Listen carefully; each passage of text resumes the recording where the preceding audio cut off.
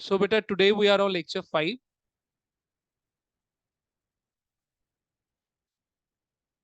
ये लगभग पूरा चैप्टर आपका यूट्यूब पे आएगा बेटा, ठीक है। चलिए, आइए बच्चे, तो निकाल लीजिए नोट्स। कल हमने पहला क्वेश्चन समाप्त किया था। Now please move towards your second question. ये फैन जरा दोनों ऑफ करना, ये होना तो नहीं चाहिए। नहीं नहीं, लाइट ऑन करो। ऑफ तो नहीं होना चाहिए ये, बड़ा इन्वर्टर है, जरा ऑन कर बेटा। नहीं, प्रोजेक्टर चल रहा है ना। हाँ, ऑफ कर ऑफ कर ऑफ कर। ये क्या, इन्होंने प्रोजेक्टर ऑन कर लिया है? विशाल सर ने प्रोजेक्टर तो नहीं ऑन किया। अच्छा, ये होना तो नहीं चाहिए, प्रोजेक्टर चल रहा है ना एक्चुअली, तभी। चलिए ठीक है, कोई बात नहीं बेटा। आप मेरा साथ देंगे इस गर्मी में? दे लेंगे, दे लेंगे, ठीक है। या अच्छा चलिए, आइए बेटा जी। चलिए, थोड़ा सा, बस थोड़ा सा साथ देंगे, 15-20 मिनट, फिर आप लोग इको वाली क्लास के लिए चले जाइए। आइए बेटा जी, सेकंड क्वेश्चन देखिए। कुछ उसी तरीके का सेकंड क्वेश्चन है जैसा हमने अभी क्वेश्चंस करे थे। कह रहा है सिकंदर, अच्छा, अब ब्रैकेट में देखिए एवरेज प्रॉफिट मेथड है। ब्रैकेट में क्या है बेटा? So now we are on question 2। सारे बच्चे क्वेश्चन 2 पे आ जाएंगे, ठीक है। कह रहा है Sikandar purchased Anita's business on 1 April 2019। It was agreed to value goodwill at 3 years purchase of average normal profit of the last 4 years। Rakshit ji, अब की बारी सुपर प्रॉफिट नहीं, अब की बारी क्या है, ये एवरेज है। कह रहा है the profit of Anita's business for the last 4 years। चलिए बेटा, लिख लीजिए फटाफट ईयर, जल्दी लिखिए। ईयर बेटा 15-16, 16-17, 17-18, 18-19। चलिए बेटा जी,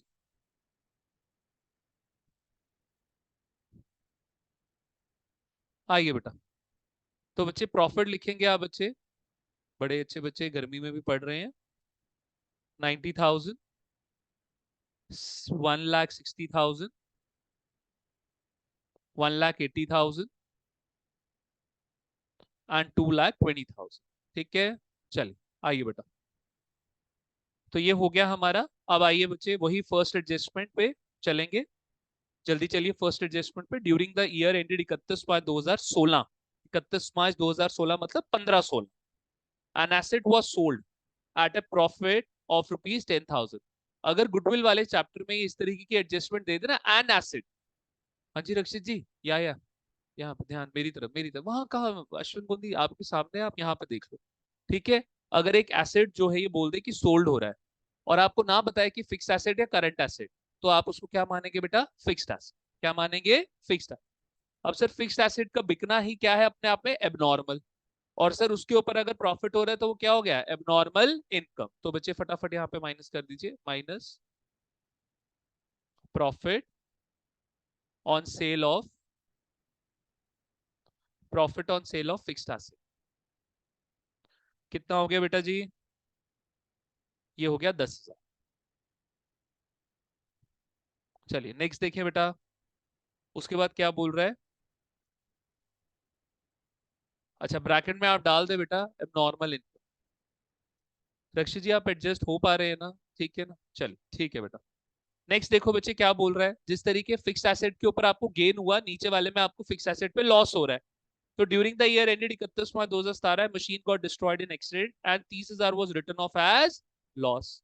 तो बेटा फिक्स एसेट पे कुछ भी होगा वो क्या होगा आपका? प्रॉफिट हो या लॉस हो, दोनों ही क्या है? एबनॉर्मल।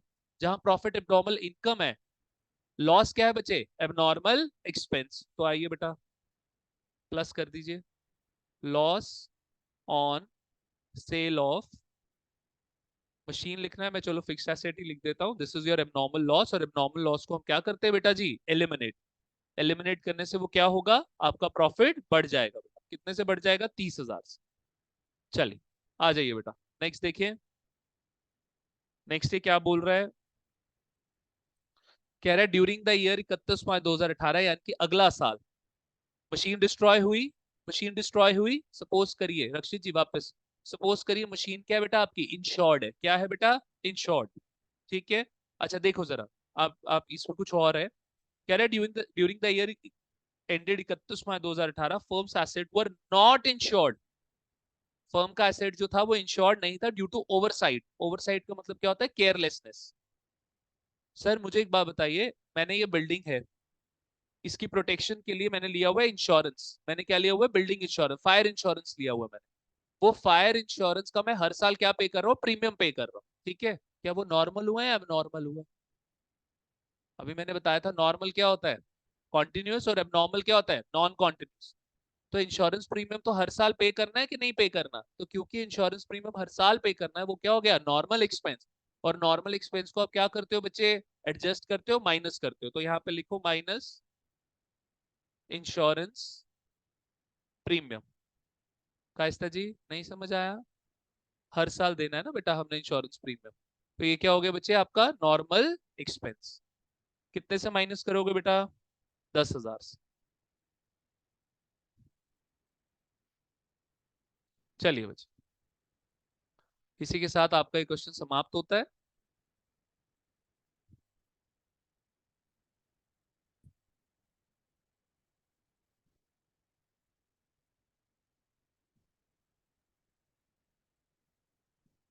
अस्सी हजार। नेक्स्ट है आपका 190। फिर है आपका, यार 4 सालों का प्रॉफिट है? 4 सालों का, चलो अच्छा है कि चौथे साल में कोई भी एडजस्टमेंट नहीं है बेटा। तीसरे साल में बेटा 170। नेक्स्ट देखिए बच्चे, 220। आइए बेटा, लिखो यहाँ पे एवरेज प्रॉफिट। तो 80 और 90, 270। 270 और एक कितना हो गया? 370। 370 और दो कितना हो गया? 570। 570 में 90 ऐड कर दो, कितना हो गया? 660। 660 डिवाइडेड बाय 4। 4 1 जा 4, दो से दिए। 4 8 जा 4 6 जा 24, दो उसको दिया, 4 5 जा 20, 1,65,000 का एवरेज प्रॉफिट। सो क्योंकि यहाँ पे गुडविल सुपर प्रॉफिट पे बेस्ड नहीं है, किस पे बेस्ड है? एवरेज प्रॉफिट पे। तो बेटा 1,65,000 का एवरेज प्रॉफिट, और ये कितने सालों के लिए अवेलेबल रहेगा? 3 सालों के लिए अवेलेबल है। तो ये कितना हो गया बेटा आपका? दो जी लाइट। बच्चे चलाओ फैन। तो यहाँ पे हो गया 0, यहाँ पे हो गया 15, एक ऊपर कैरी 19 गया, एक ऊपर कैरी 4,95,000 का आपका क्या हो गया बेटा जी यहाँ पे profit. Is that clear to all? मेरी बात समझते हो कि नहीं समझते हो? किसी को कोई परेशानी, कोई तकलीफ? ठीक है, चलिए। अंकित जी क्लियर है? ठीक है, चलिए। आइए बेटा थर्ड क्वेश्चन फटाफट करेंगे। We still have 15 minutes with us. जल्दी जल्दी हम थर्ड क्वेश्चन पे चलेंगे बेटा। आप सेकेंड लाइन से पढ़िए मेरे साथ थर्ड क्वेश्चन।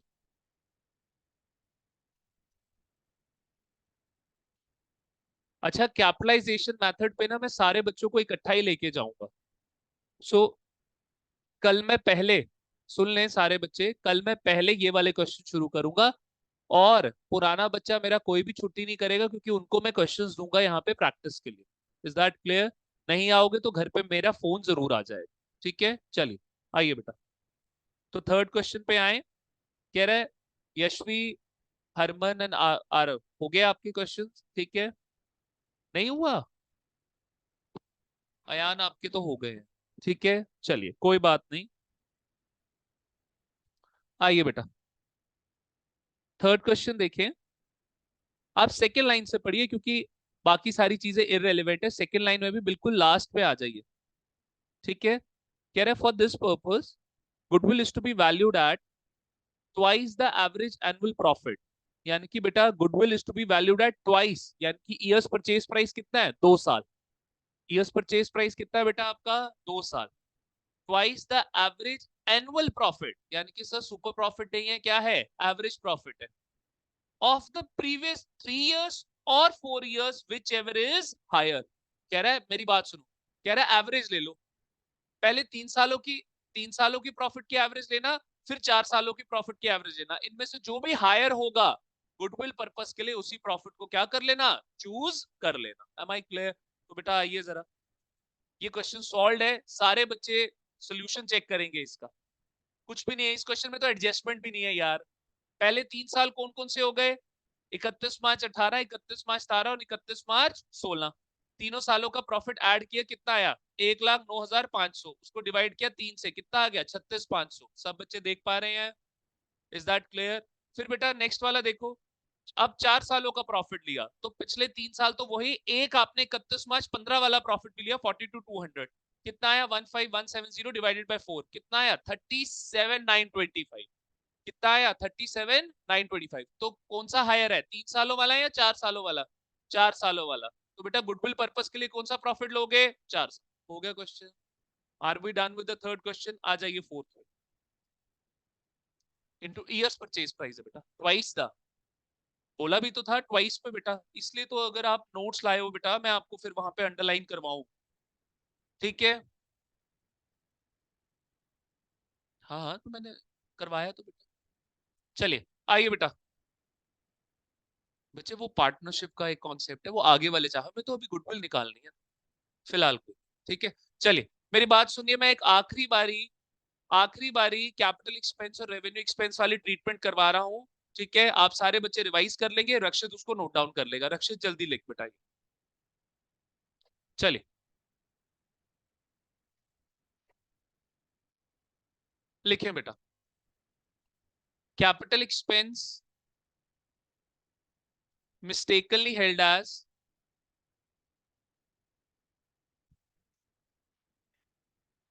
आप बच्चों ने तो लिखा हुआ है ना, capital expense mistakenly held as revenue expense. Rakshit तूने मेरे से 11th पढ़ी हुई है, कैपिटल एक्सपेंस मतलब बैलेंस शीट में फिक्स्ड एसेट, और रेवेन्यू एक्सपेंस मतलब नॉर्मल खर्चा जो कि कहाँ आता है? Profit and loss account. याद है?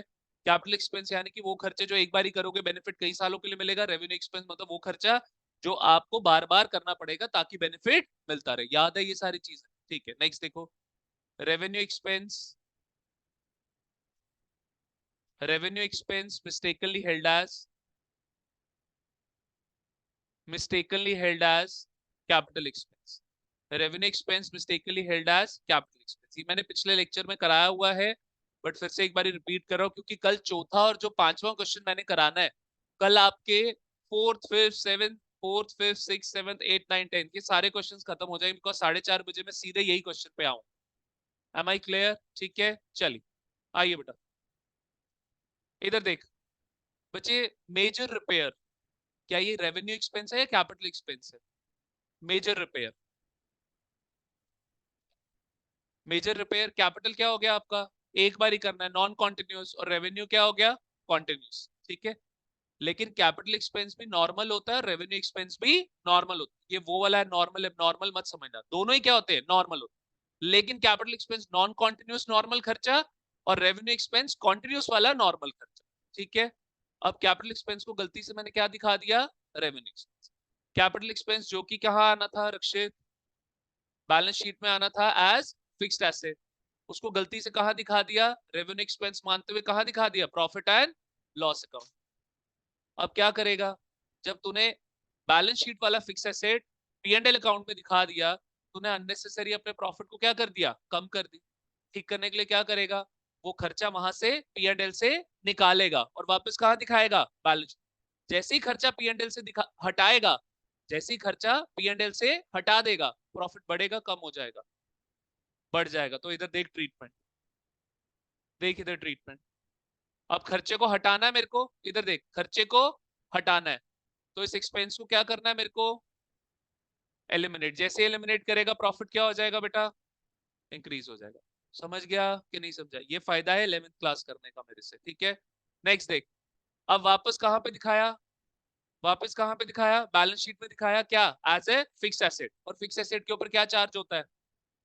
डेप्रिसिएशन। डेप्रिसिएशन तो कहां आएगी? प्रॉफिट एंड लॉस में आएगी। तो डेप्रिसिएशन जैसे प्रॉफिट एंड लॉस में आएगी, वो प्रॉफिट को क्या करेगी? ये डेप्रिसिएशन तो क्या करनी है? प्रॉफिट में एडजस्ट करनी है, ये प्रॉफिट को क्या कर देगी? कम कर। समझ गया मेरी बात? Is that clear? ठीक है, घटा देगी। चल लिख ले फटाफट ये, फटाफट लिख लो।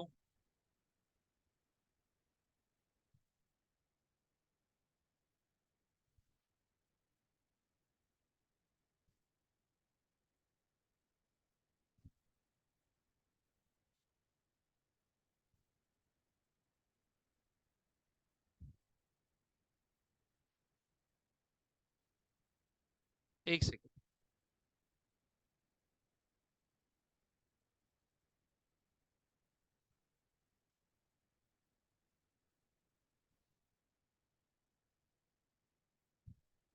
चलिए आइए बेटा, इधर देख हम नेक्स्ट। रेवेन्यू एक्सपेंस को गलती से क्या दिखा दिया, कहां पे दिखाना था, पी एंड एल अकाउंट में, मैंने गलती से कहां दिखा दिया, बैलेंस शीट की किस साइड, एसेट साइड। तो अब क्या करेंगे, अब तू खुद बता, खर्चा कहां दिखा दिया तूने, बैलेंस शीट में, बैलेंस शीट से हटा के कहां दिखाएगा, जैसे पी एंड एल में तू खर्चे को दिखा देगा, इस एक्सपेंस को क्या करेगा पी एंड एल में एडजस्ट, जैसे ही करेगा तो प्रॉफिट क्या हो जाएगा, कम हो जाएगा, माइनस। अब आपने क्या किया था, खर्चा कहां दिखा दिया था, बैलेंस शीट में एज फिक्स्ड एसेट, और फिक्स्ड एसेट के ऊपर आपने गलती से क्या चार्ज कर दी होगी, डेप्रिसिएशन। अब डेप्रिसिएशन को क्या करेंगे बेटा, उसको भी हटाएंगे, डेप्रिसिएशन को हटाए भाई, जब फिक्स्ड एसेट ही हट गया तो डेप्रिसिएशन क्या हो गई, आपकी हट गई, तो डेप्रिसिएशन क्या होगी बेटा, एलिमिनेट। ये एलिमिनेट होने पर क्या हो जाएगी, प्रॉफिट पर क्या असर पड़ेगा, ऐड हो जाएगा। इज दैट क्लियर, समझ आता है कि नहीं आता बेटा, एम आई क्लियर?